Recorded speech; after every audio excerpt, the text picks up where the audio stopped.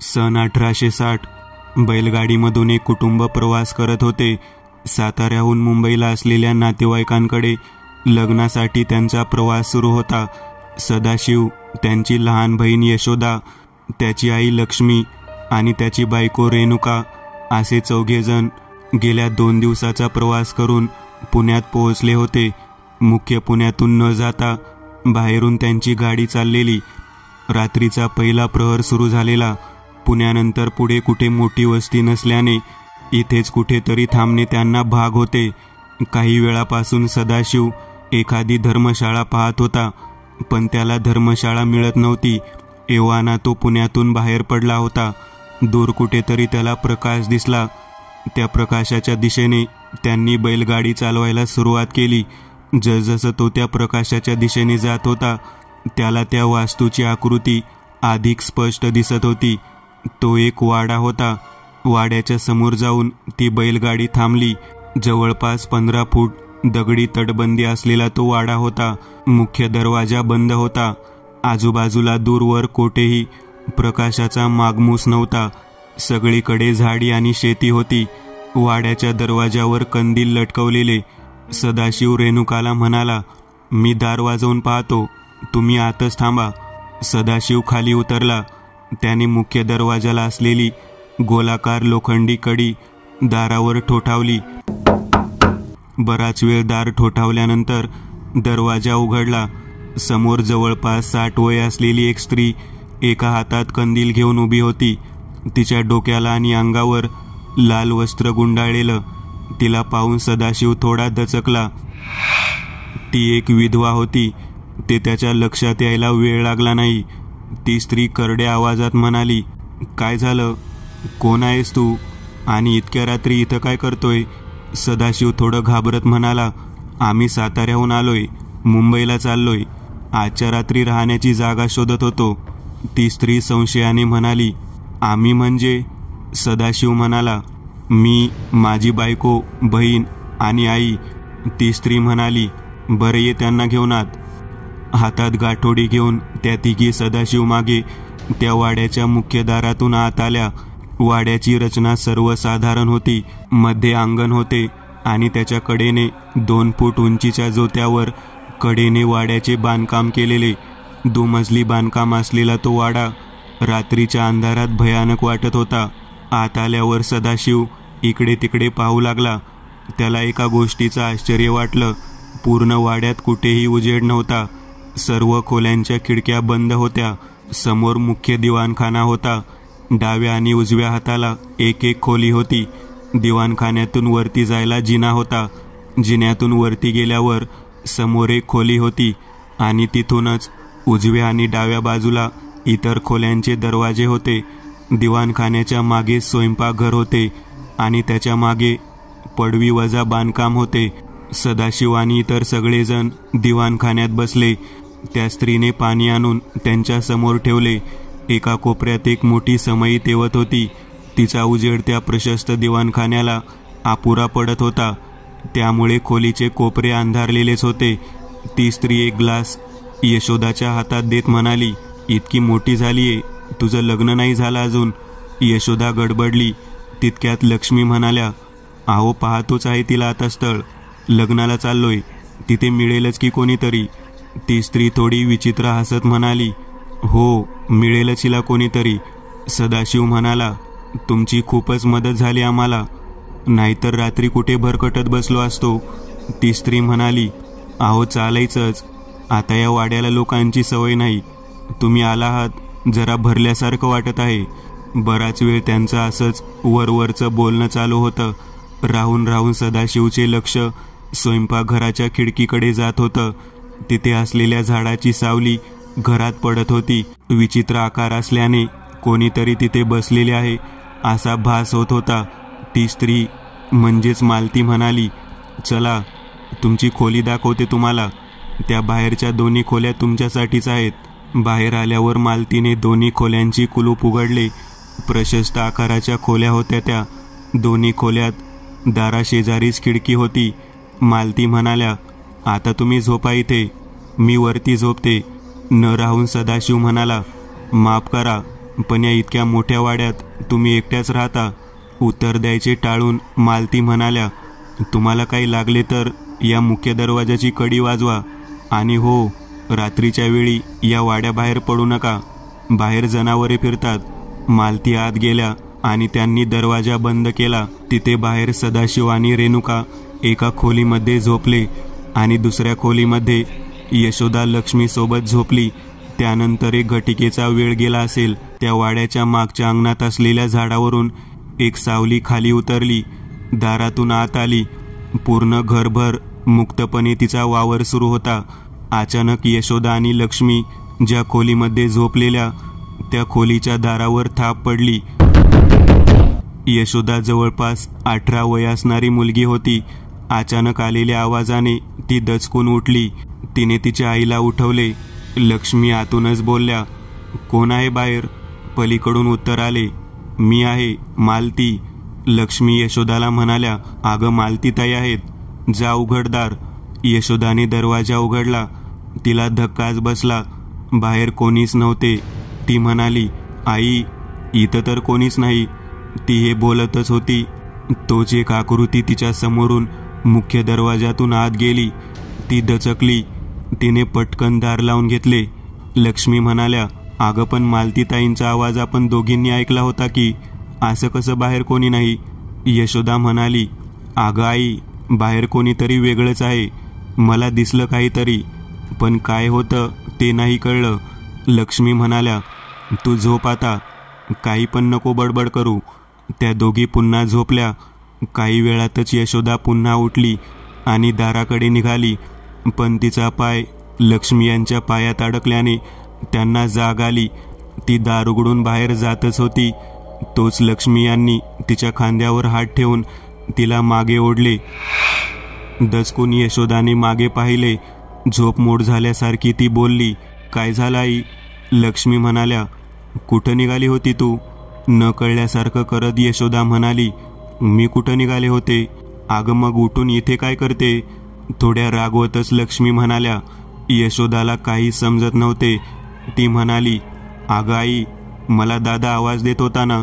लक्ष्मी म्हणाल्या, डोकं फिरलं का तुझं? तो का आवाज देईल? झोप आता तू, नाहीतर देईन एक. त्या दोघी पुन्हा झोपल्या. खोलीमध्ये एक समई तेवत होती. तिची ज्योत फडफडू लागली. खिडकीतून येणारी झुळूक समईवरून जात होती. अचानक ती ज्योत विझली आणि ती समई खाली पडली. त्या आवाजाने त्या दोघींना जाग आली. लक्ष्मी वैतागून म्हणाल्या, आता काय झालं? त्याच वेळी यशोदाला खिडकीमध्ये एक चेहरा दिसला.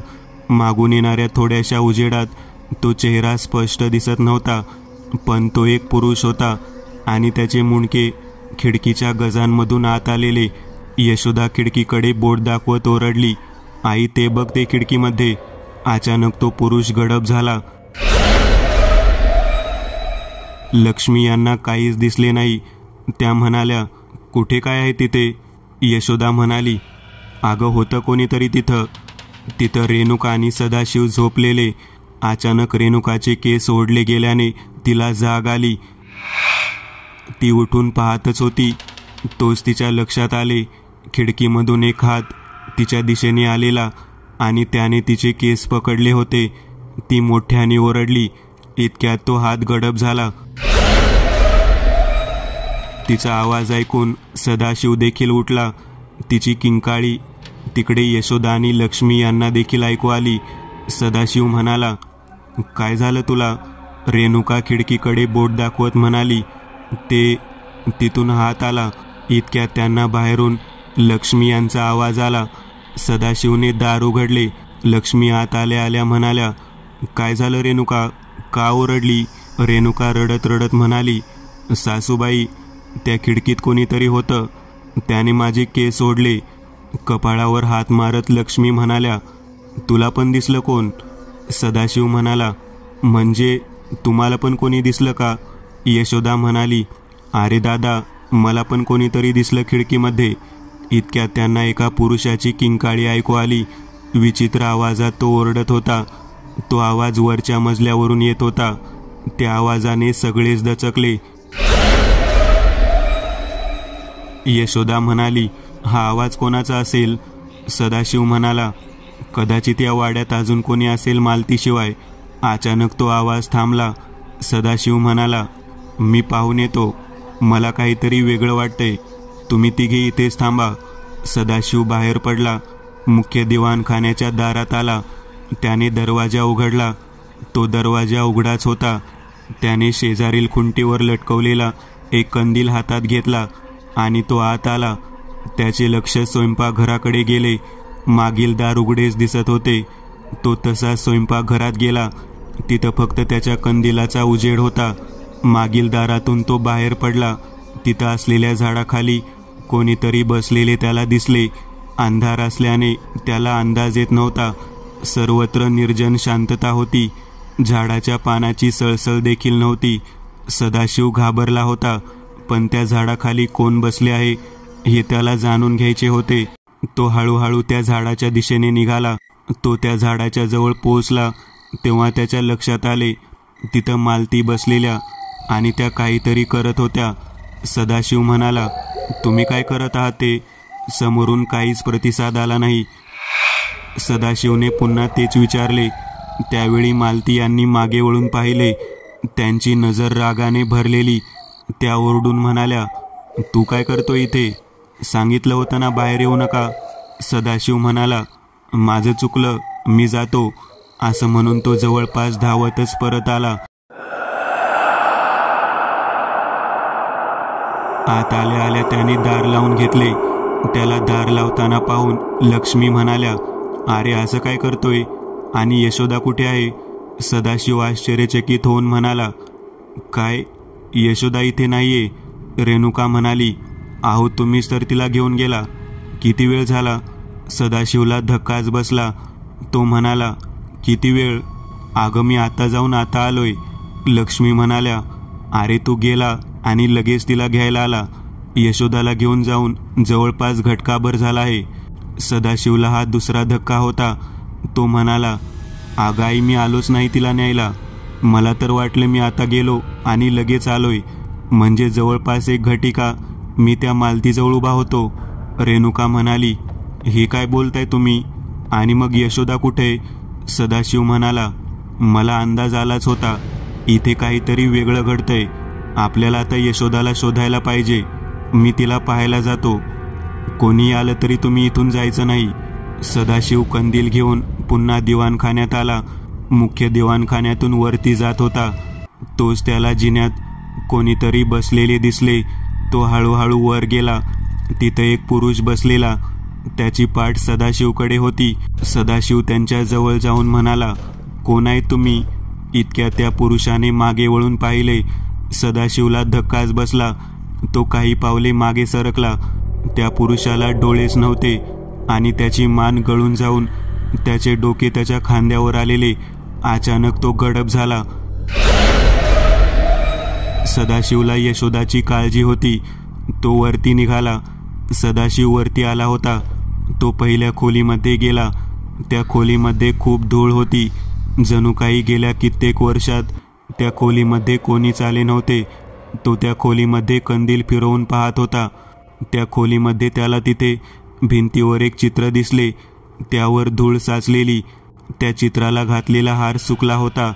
त्याने त्या चित्रावरची धूळ साफ केली. त्याला धक्काच बसला.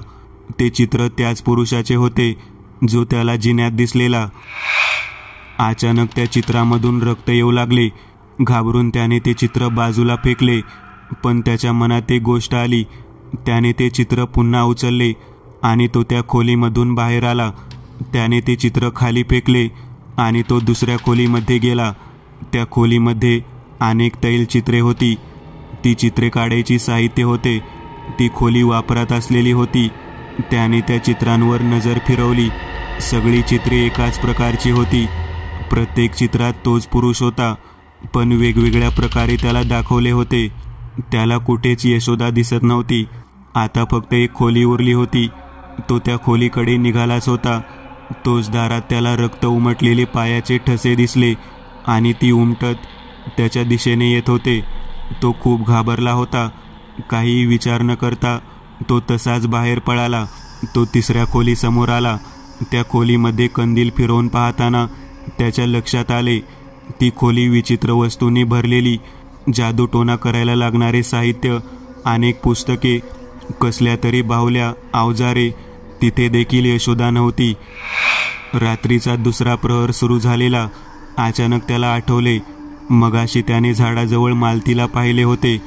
तो खाली आला आणि त्याने ते चित्र त्याच खोलीमध्ये ठेवले जिथे लक्ष्मी आणि रेणुका बसलेल्या. चित्र ठेवून तो निघून गेला. लक्ष्मी आणि रेणुका दोघी दार लावून सदाशिवची वाट पाहत होत्या. अचानक त्या खोलीचे दार हालू लागले. पुन्हा त्या पुरुषाच्या चित्रविचित्र ओरडण्याचा आवाज येऊ लागला. त्या दोघी खूप घाबरल्या होत्या. अचानक सगळं जसं सुरू झालं तसं शांत झालं. त्या दाराजवळ उभ्या होत्या. त्यांच्या मागून हसण्याचा आवाज येऊ लागला. रेणुकाने घाबरून मागे पाहिले. तिला अंधारात काही दिसले नाही. त्यामुळे ती समईजवळ गेली आणि समई उचलून त्या आवाजाच्या दिशेने गेली. तिथे कोपऱ्यात तोच पुरुष बसलेला. हिडीस हास्य करत तो रेणुकाकडे पाहत होता. रेणुकाला ओरडायचे होते पण त्यांच्या कंठातून आवाज निघतच नव्हता. इतक्यात लक्ष्मी तिच्या जवळ आल्या. तिच्या कंठात अडकलेली किंकाळी बाहेर पडली. इतक्यात ते दार आपोआप उघडले. त्या दोघी घाबरून त्याच दारातून बाहेर पडल्या आणि अंगणात येऊन थांबल्या. सदाशिव तसाच धावत झाडाजवळ गेला पण तिथे देखील कोणीच नव्हते. तो पुन्हा स्वयंपाकघरात आला. त्याला काहीसा आवाज कानावर पडला. तो त्या आवाजाच्या दिशेने जाऊ लागला. तो आवाज स्वयंपाक खोलीमध्ये असलेल्या चौथऱ्याजवळून येत होता. तिथे थोडा वेळ कंदिलाच्या उजेडात पाहिल्यावर त्याच्या लक्षात आले तिथे खाली एक तळघर आहे. त्याला अंदाज आला होता यशोदा तिथेच असणार. त्याने तो दरवाजा उघडला. आत उतरायला पायऱ्या होत्या. त्याने थोडासा आत उतरून लपून पाहिले. तिथे कसल्या तरी पूजेची तयारी सुरू होती. मालती तिथेच बसलेली. तिच्या शेजारीच यशोदा बेशुद्ध पडलेली. तो खाली उतरणारच होता. इतक्यात त्याला कोणीतरी मागून ओढले आणि लांब फेकून दिले. त्याचे डोके भिंतीवर आदळले. सदाशिव बेशुद्ध पडला. लक्ष्मी आणि रेणुका तिथे अंगणात उभ्या होत्या. अचानक त्यांना सदाशिवची किंकाळी ऐकू आली. त्या धावतच आत आल्या. त्यांना असे वाटले सदाशिव वरती असेल. त्या वरती निघाल्या होत्या. अर्ध्या जिन्यात पोहोचल्याच होत्या. तोच त्यांना जिन्यातून तोच पुरुष खाली येताना दिसला. त्याची मान लोंबत होती. तो हात पुढे टेकवून खाली येत होता. त्याचे ते हिडीस रूप पाहून रेणुका घाबरली आणि मागे सरकू लागली. तिचा धक्का लक्ष्मीला लागला आणि त्या दोघीही जिन्यावरून घरंगळत खाली आल्या आणि बेशुद्ध झाल्या. तिथे सदाशिवला शुद्ध आली तेव्हा रात्रीचा तिसरा प्रहर सुरू होता. तो त्या बाहेरील खोलीमध्ये होता. त्याला काही समजत नव्हते. तो इथे कसा आला. तो उठून जाऊ लागला तर दार बाहेरून बंद होते. काही केल्या त्याला दार उघडत नव्हते. तो वैतागला होता. त्याच्या बहिणीची त्याला काळजी होतीच पण लक्ष्मी आणि रेणुका देखील तिथे नव्हत्या. त्याला सुचत नव्हते काय करावं. त्याचा सामना कोणासोबत आहे, त्याच्याशी कसं लढावं याचा तो विचार करत होता. इतक्यात त्याचे लक्ष खिडकीकडे गेले. खिडकीतून विचित्र उजेड येत होता. असा प्रकाश त्याने कधी पाहिला नव्हता आणि तिथे कोणीतरी माणसे उभी होती. आता सन 2020. एकदंत यांना भेटायला देशमुख नावाचे गृहस्थ त्यांच्या बंगल्यावर आलेले. एकदंत आणि देशमुख यांच्यात चर्चा सुरू होती. देशमुख म्हणाले, मला तुमच्या मदतीची गरज आहे एकदंत. मी एक वाडा विकत घेतला आहे. जवळपास 180 वर्ष जुना वाडा आहे. अजूनही खूप छान परिस्थितीमध्ये आहे. एकदंत म्हणाले, पण यात माझी काय मदत हवी. देशमुख म्हणाले, गेली कित्येक वर्ष तो वाडा बंद होता. काही इंग्रज तिथे राहिले होते पण ते देखील काही टिकले नाहीत. गेली कित्येक वर्ष तो वाडा बंद होता. काही इंग्रज तिथे राहिले होते पण ते देखील काही टिकले नाहीत. त्यानंतर तो वाडा भारत सरकारच्या ताब्यात होता. त्यामुळे तेव्हा देखील सरकारने फार लक्ष दिले नाही. पण तिथे जास्त कोणी राहिले नाही. मला तो वाडा सरकारकडून स्वस्तात मिळाला. मग तिथे हॉटेल करावे या विचाराने मी तो विकत घेतला. पण जेव्हा माझे मजूर त्या वाड्यात साफसफाई करायला गेले तेव्हा त्यांना काहीतरी विचित्र अनुभव येऊ लागले. एकदंत म्हणाले, कसले अनुभव. देशमुख म्हणाले, जसं की अचानक कसला तरी आवाज यायचा. वस्तू पडत होत्या. रात्रीच्या वेळी तर एक बाई दिसायची म्हणे त्या लोकांना, त्यामुळे कोणीच काम करायला तयार होत नव्हतं. एकदंत म्हणाले, म्हणजे तुम्हाला असं म्हणायचं आहे तिथे एखादी वाईट शक्ती आहे जी तुम्हाला अडवत आहे? देशमुख म्हणाले, होय अगदी, आणि म्हणूनच मला तुमची मदत हवी आहे. एकदंत म्हणाले, बरं मग ठीक आहे, आम्ही आजच रात्री त्या वाड्यात जातो, पाहूयात कोण आहे ती. काय केशव? केशव हसत म्हणाला, हो जाऊयात की. एकदंत म्हणाले, देशमुख तुम्ही पण चला, आपण आज जे काय आहे ते संपवून टाकू. रात्री 1च्या दरम्यान ते तिघे वाड्याजवळ आले. गाडीमधून देशमुख आणि केशव उतरले. त्यांच्या मागे बॅग घेऊन एकदंत उतरले. तोच पेहराव, अंगात भगवा कुर्ता, पायात काळी जीन्स, गळ्यात त्रिशूळाच्या पेडेंटमध्ये असलेला रुद्राक्ष आणि कपाळावर अष्टगंधाची चंद्रकोर. ते तिघेही मोठी टॉर्च घेऊन आत आले. आजूबाजूला पाहत होते. देशमुख म्हणाले, या वाड्याला तळघर देखील आहे, आणि हो, मागे पिंपळाचे झाड देखील आहे. एकदंत पूर्ण तयारीने आलेले. त्यांनी सावधगिरीने वाडा पाहायला सुरुवात केली. बराच वेळ ते फिरत होते, पण त्यांना तसे काही जाणवत नव्हते. एकदंत वरच्या मजल्यावर पाहत होते. त्यांच्यासोबत देशमुख देखील होते. एकदंत वाड्याच्या मुख्य दिवाणखान्यात आले. तिथून वर जाणारा जिना होता. ते वर चालले होते. तोच त्यांना वरती जिन्यासमोरून कोणीतरी जाताना दिसले. एकदंत सावध झाले. ते सावकाश वर चालले होते. त्यांच्या मागे देशमुख देखील येत होते. सर्व वातावरण पूर्ण शांत होते. त्या लाकडी जिन्यावर त्यांच्या पावलांचा होणारा आवाज सोडला तर इतर कसलाही आवाज नव्हता. इतक्यात वरून एकदंत यांच्या समोर एक स्त्री आली. तिला फासाला लटकवलेले, विचित्र लाल कपडे, तिने टक्कल केलेले. तिच्या तोंडातून रक्त पडत होते. तिची मान दोराला लटकवलेली आणि तिचे उघडे डोळे जवळपास कोबणीतून बाहेर आलेले. हे दृश्य पाहून एकदंत दचकले, कारण हे इतके क्षणात घडले की त्यांना काहीच समजले नाही. ते मागे हटले आणि देशमुखांच्या अंगावर पडले. देशमुखांनी त्यांना कसेबसे सावरले. देशमुख म्हणाले, काय झालं एकदंत? एकदंत समोर बोट दाखवत बोलणारच होते, पण ती स्त्री अचानक गायब झाली. ते बोलता बोलता थांबले, पण एकदंत यांना कल्पना आलेली की ते नक्कीच काहीतरी विचित्र आहे. एकदंत म्हणाले, चला देशमुख, वरती जाऊन पाहूयात. एकदंत आणि देशमुख वरती आले. वर काही खोल्या होत्या. एकदंत एका खोलीमध्ये गेले. अचानक त्या खोलीचे दार बंद झाले. देशमुख बाहेरच राहिले. एकदंत आतून दार उघडायचा प्रयत्न करत होते, पण दार उघडत नव्हते. त्या खोलीमध्ये पूर्ण अंधार होता. एकदंत यांनी मोबाईलचा टॉर्च सुरू केला. त्यांचे लक्ष त्या खोलीत असलेल्या वस्तूंकडे गेले. तिथे कसल्या तरी विचित्र जादूटोण्याचे सामान होते. सर्व सामान एका कोपऱ्यात ठेवलेले. अचानक तीच स्त्री दरवाजातून आरपार घुसवून एकदंत यांच्या मागे येऊन उभी राहिली. एकदंत यांना जाणवले त्यांच्या मागे कोणीतरी उभे आहे. ती स्त्री त्यांना स्पर्श करणार. इतक्यात त्यांनी करेच्या पाण्याची बाटली खिशातून काढली आणि पाणी उलटे त्यांच्या मागे शिंपडले. जसं ते पाणी त्या स्त्रीच्या अंगावर पडले, ती स्त्री गायब झाली. तिथे बाहेर देशमुख दरवाजा उघडायचा प्रयत्न करत होते.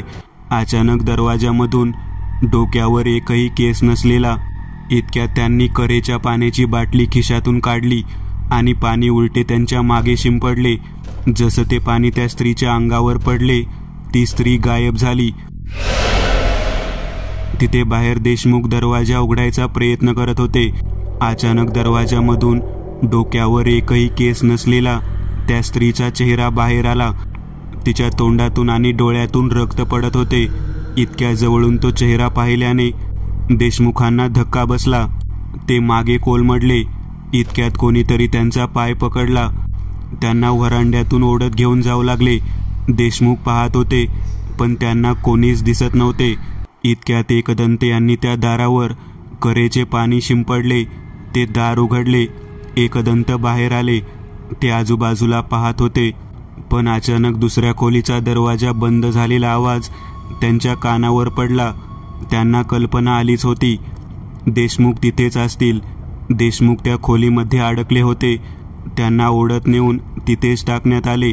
देशमुख उठायचा प्रयत्न करत होते, पण तितक्यात त्यांचे लक्ष समोर गेले. तिथे असलेल्या जुन्या पलंगावर ती स्त्री बसलेली. ती म्हणाली, मला इथून हाकलणार होता तू, आता तू कसा जातो इथून तेच बघते. ती मोठमोठ्याने हसू लागली. पलंगाखालून लाल वस्त्र निघून देशमुखांच्या अंगाभोवती गुंडाळले जात होते. त्यांचा श्वास गुदमरत होता. इतक्यात दार उघडून एकदंत आत आले. तितक्यात समोरून एक पितळेची फुलदाणी त्यांच्या दिशेने वेगाने आली. ती चुकवायचा त्यांनी प्रयत्न केला, पण तरी ती त्यांच्या खांद्यावर आदळली. त्यांच्या खांद्याला मार लागला होता, तरी देखील ते पुढे आले. त्यांचे लक्ष पलंगाकडे गेले. तो पलंग आपोआप हालत होता. त्या स्त्रीच्या हसण्याचा आवाज सर्व खोलीमध्ये घुमत होता, पण त्यांना ती दिसत नव्हती. एकदंत यांनी करेच्या पाण्याची बाटली काढली आणि पूर्ण खोलीत ते पाणी शिंपडले. अचानक तो आवाज पुन्हा शांत झाला. एकदंत यांनी देशमुखांना मोकळे केले. त्यांना पाणी प्यायला देऊन ते तिथेच थांबले. खाली केशव काही दिसतंय का ते पाहत होता. अचानक खालच्या खोलीला असलेल्या खिडकीच्या काचेला हात लागल्यामुळे केशवचा हात कापला. त्याचे रक्त त्या काचेवर पसरले. त्या काचेच्या बाजूनी एक विचित्र प्रकाश निघाला आणि गायब झाला. केशवला काही समजले नाही. त्याने त्या काचेमधून आत टॉर्च फिरवली. आत कोणीतरी पुरुष बसलेला. त्याला कल्पना होती की कोणीतरी स्त्री दिसेल, पण पुरुष पाहून त्याला थोडे आश्चर्य वाटले. तो घाबरला नाही. त्याने त्या खोलीचे दार ढकलले आणि आत पाहिले, पण आत कोणीच नव्हते. त्याला धक्का बसला. तो पुन्हा काचेजवळ गेला. त्याने काचेतून आत पाहिले तर तो पुरुष तिथेच बसलेला. केशवने एकदंत यांना आवाज दिला. एकदंत तिथे आले. केशवने घडलेला प्रकार एकदंत यांना सांगितला. एकदंत यांना देखील आश्चर्य वाटले. त्यांनी त्या काचेमधून आत पाहिले तर त्यांना देखील तिथे तो पुरुष दिसला. एकदंत यांनी दारातून आत पाहिले तर तिथे कोणीच नव्हते. काय घडते आहे हे एकदंत यांच्या देखील लक्षात येत नव्हते. एकदंत म्हणाले, देशमुख, ही काच इतकी वर्षे इथे असून नीट कशी काय? देशमुख म्हणाले, ही काच तर आम्हाला तळघरात मिळाली आहे. खूप छान वाटली म्हणून या खिडकीचे गज काढून इथे बसवले आहे. इतक्यात तो समोर बसलेला पुरुष उठला. त्याला उजेड दिसत होता ना काचेत. तो सदाशिव होता आणि त्याला दिसलेला तो उजेड म्हणजे आणि ती लोक म्हणजे एकदंत आणि केशव होते. तो उठून त्यांना हात करू लागला. एकदंत यांना धक्काच बसला. एकदंत म्हणाले, तो आपल्याला पाहू शकतोय, आपण त्याला पाहू शकतोय, पण त्याला माध्यम आहे फक्त या काचेचे. केशव म्हणाला, म्हणजे काय एकदंत? एकदंत म्हणाले, देशमुख, हे आधी झालं आहे का असं? देशमुख यांनी नकारार्थी मान डोलावली. एकदंत म्हणाले, मग हे आत्ताच का व्हावे? केशव हाताला पट्टी बांधत म्हणाला, मला तेच कळेना. माझ्या हाताला कापले या काचेने आणि उजेड झाला काचेमधून. एकदंत म्हणाले, काय? असं कसं शक्य आहे? म्हणजे ही काच? देशमुख म्हणाले, काय एकदंत? एकदंत म्हणाले, ही काच साधारण काच नाही देशमुख. केशव, पिशाचे वेध काढ. या काचेचा इतिहास पाहायचा आहे मला. त्यानंतर एकदंत तिथेच बसले. पिशाचे वेदामुळे एखाद्या वस्तूच्या साहाय्याने तिचा भूतकाळ पाहायची जी शक्ती त्यांना मिळालेली, त्या शक्तीच्या साहाय्याने त्यांनी त्या काचेचा भूतकाळ पाहिला. एकदंत म्हणाले, बघ केशव, मी म्हणालो होतो ना, ही काच साधी नाहीच आणि हा वाडा देखील. देशमुख म्हणाले, म्हणजे नक्की काय झालं आहे एकदंत? एकदंत म्हणाले, ही काच 180 वर्षापूर्वी बनवली होती, भविष्य पाहण्यासाठी. या वाड्यात राहणारा जो याचा मालक होता त्याला काही अघोरी सिद्धी प्राप्त होत्या. तो एक मांत्रिक होता. त्याचा वापर करून त्याने भविष्य पाहणारी काच बनवायचे ठरवले होते, पण ते सोपं तर नव्हतंच. त्याने अनेक पर्याय अवलंबले, पण काही उपयोग झाला नाही. त्याला एक पर्याय माहीत होता, पण तो कितपत उपयोगी ठरेल याचा त्याला अंदाज नव्हता. पण त्या काचेच्या मोहामुळे त्याने तो शेवटचा पर्याय वापरायचे ठरवले, तो म्हणजे त्याच्या 25 वर्षाच्या मुलाचा बळी देणं. पण त्याने बळी देऊन देखील ही काच ते कार्य करू शकली नाही, कारण या काचेला अशा 2 व्यक्तींच्या अशा रक्ताची गरज होती ज्या विशिष्ट मुहूर्तावर जन्मलेल्या असतील. तो मुहूर्त म्हणजे सर्व पित्री अमावस्येला जेव्हा चंद्र पूर्ण झाकलेला असेल. केशव म्हणाला, माझा जन्म त्याच वेळी झालेला आहे एकदंत. एकदंत म्हणाले, बरोबर केशव, म्हणूनच तुझे रक्त जेव्हा या काचेला लागले तेव्हा ही काच तिचे कार्य करू लागली. पण त्यावेळी ही काच बनवताना त्या मांत्रिकाने बऱ्याच चुका केल्या आहेत. त्यामुळे ही काच कोणाचेही भविष्य पाहू शकत नाही. ही काच दोन्ही बाजूने काम करते. एका बाजूने पाहिलं तर पाहणाऱ्याला भविष्यात त्याच वेळी या काचेसमोर काय असेल ते दिसेल, आणि दुसऱ्या बाजूने पाहणाऱ्याला भूतकाळात त्या ठिकाणी काय घडत आहे हे दिसेल. पण झालं असं की याच काचेने भूतकाळात त्या समोर दिसणाऱ्या मुलाचा देखील हात कापला होता. त्यामुळे ही काच तेच 2 दिवस जोडते, जेव्हा त्याचा हात कापला आणि जेव्हा तुझा हात कापला. आणि कदाचित त्याचाही जन्म सर्व पित्री अमावस्येला झालेला असावा.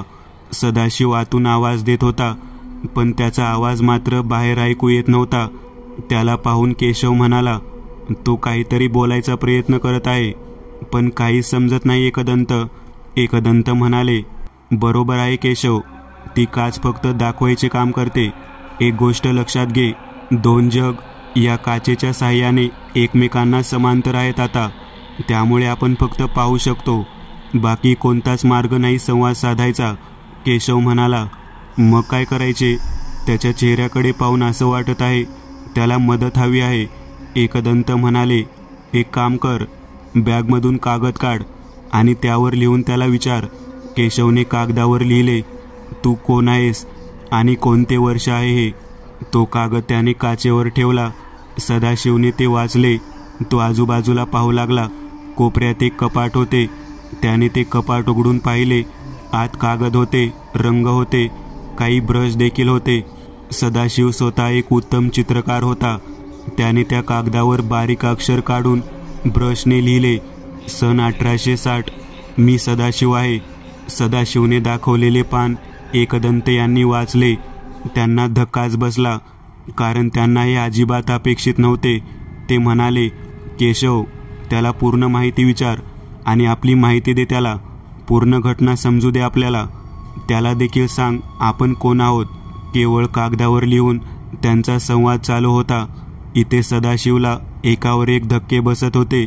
आपण जवळपास 160 वर्ष पुढे असणाऱ्या लोकांशी संवाद साधत आहोत. ही कल्पनाच त्याच्या मनाला झेपत नव्हती. पण आता त्याला तोच एक आधार होता, कारण त्याची आई, बायको, बहीण तिघीही त्या वाईट शक्तीच्या कचाट्यात सापडले होते.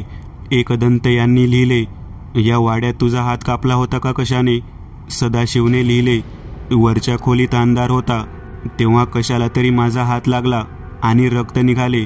मी फार लक्ष दिले नाही. एकदंत यांनी लिहिले, सदाशिव, तुझा जन्म हा सर्व पित्री अमावस्येचाच आहे ना? हो, पण हे तुम्हाला कसं समजलं? मी पाहू शकतो भूतकाळ. त्यांनी सदाशिवला सर्व प्रकार लिहून समजावला. अचानक एकदंत यांचे लक्ष सदाशिवच्या मागे गेले. ते पाहून एकदंत यांनी लिहिले, तुझ्या मागे ते चित्र कसले आहे? हा तोच आहे ज्याने आम्हाला त्रास दिला आहे. हा तर त्या मांत्रिकाचा मुलगा आहे ज्याचा बळी दिला आहे या वाड्यात. सदाशिवने लिहिले, मग काय करू मी आता? मी जे पाहिले त्यानुसार याचे लग्न झालेले नाही. हा मुंजा आहे आणि हा फक्त अविवाहित मुलींना त्रास देतो. त्यांच्यासोबत लग्न करून त्यांना मारून स्वतःसोबत नेतो.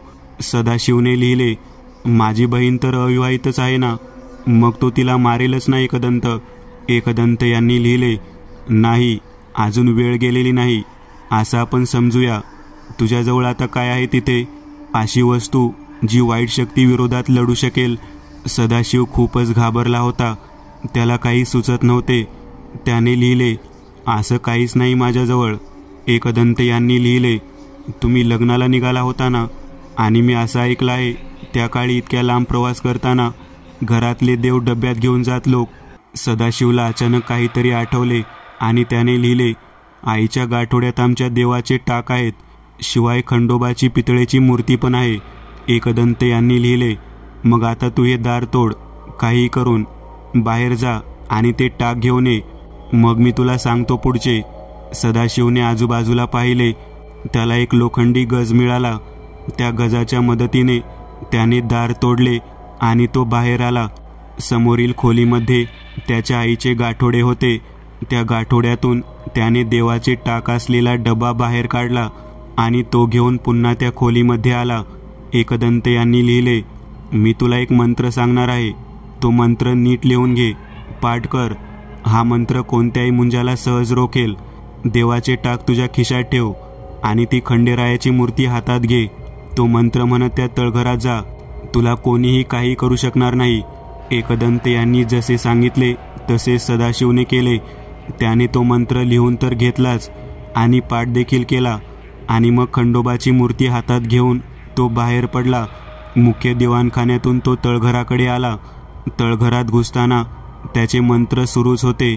एका हातात कंदील आणि दुसऱ्या हातात मूर्ती घेऊन तो तळघरात आला. समोरील दृश्य पाहून त्याची बोबडी सोळली. त्याची बहीण एका पाटावर बसलेली आणि तिच्या शेजारी तोच मुंजा होता ज्याची मान गळालेली. तिथेच रेणुका आणि लक्ष्मी पुतळे बनून उभ्या होत्या आणि ती मालती तिथेच बसून त्या दोघांचे लग्न लावत होती. ते मंत्र म्हणत होते. तो खाली उतरला. जसा तो जवळ गेला तसं त्या मंत्राचा त्रास त्या मुंजाला होऊ लागला. तो मुंजा ओरडू लागला. त्याने रागाने जवळ असलेल्या वस्तू सदाशिवच्या दिशेने भिरकवायला सुरुवात केली, पण सदाशिव डगमगला नाही. त्या मुंजाच्या आवाजाने सगळा वाडा हादरत होता, पण सदाशिव थांबला नाही. तो मंत्र म्हणत त्याच्या जवळ गेला आणि त्याने त्या मुंजाच्या डोक्यावर खंडोबाची मूर्ती ठेवली आणि तो मंत्र 3 वेळा पुन्हा म्हणाला. त्या क्षणी मुंजा तिथून गायब झाला आणि यशोदा, रेणुका, लक्ष्मी तिघीही शुद्धीत आल्या. हे सगळे इतक्या क्षणात घडले की मालतीला काही समजलेच नाही. ती काहीच करू शकत नव्हती. ती हताश झालेली.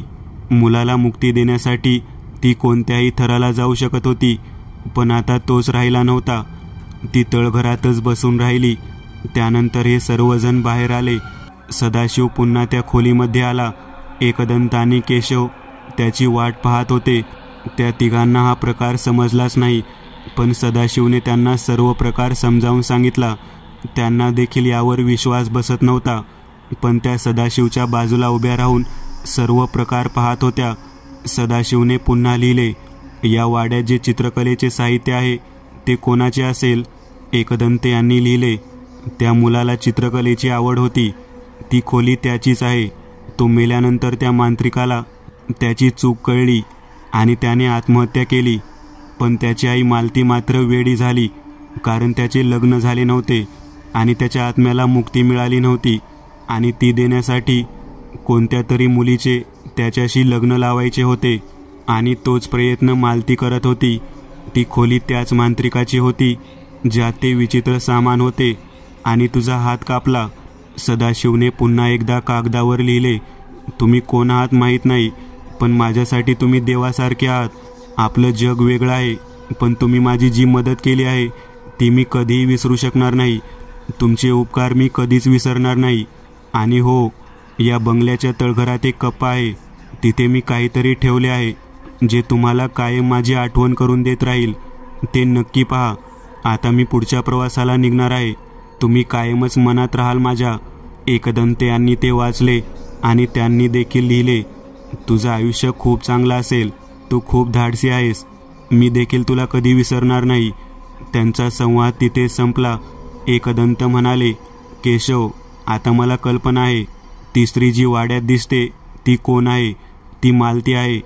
तो मुलगा गेल्यावर मालतीने नक्कीच आत्महत्या केली असणार आणि तिचाच आत्मा भटकत आहे इथे. केशव म्हणाला, मग आता काय करायचे एकदंत? एकदंत म्हणाले, आता तिला मुक्त करायचे. तू यज्ञकुंड काढ आणि होमाची तयारी कर. मुख्य दिवाणखान्यात एकदंत यांनी यज्ञ सुरू केला. त्यांना माहिती होतं ती कोण आहे, त्यामुळे त्यांनी तिला थेट आवाहन केले. त्यांना ज्ञात असलेल्या मंत्राचा वापर करून त्यांनी तिला त्यांच्या समोर आणले. त्यांच्या समोर येताच ती रागावून म्हणाली, कोण आहेस तू आणि माझ्या वाड्यात काय करतोय? एकदंत म्हणाले, हे बघ, तुझं जग केव्हा संपलं आहे. तुझं इथे काहीही काम नाही. तू मुक्त हो अशी मी तुला विनंती करतो. तिने एकदंत यांच्यावर थेट झडप घातली एकदंत यांनी काही रिंगण आखले नव्हते, त्यामुळे ती त्यांच्या अंगावर आली. एकदंत यांच्या रुद्राक्षाला तिचा स्पर्श होताच ती मागे हटली. एकदंत म्हणाले, मला तुला त्रास नाही द्यायचा, अजून वेळ आहे. तिचा राग अजून भडकला होता. ती मोठ्याने किंचाळत वाड्यात फिरत होती. तिचे पाय जमिनीपासून वर होते. तिचा चेहरा रक्ताने भरलेला. तिच्या डोक्यावर असलेले लाल कापड खाली पडले. तिचे मुंडन केलेले डोके दिसत होते.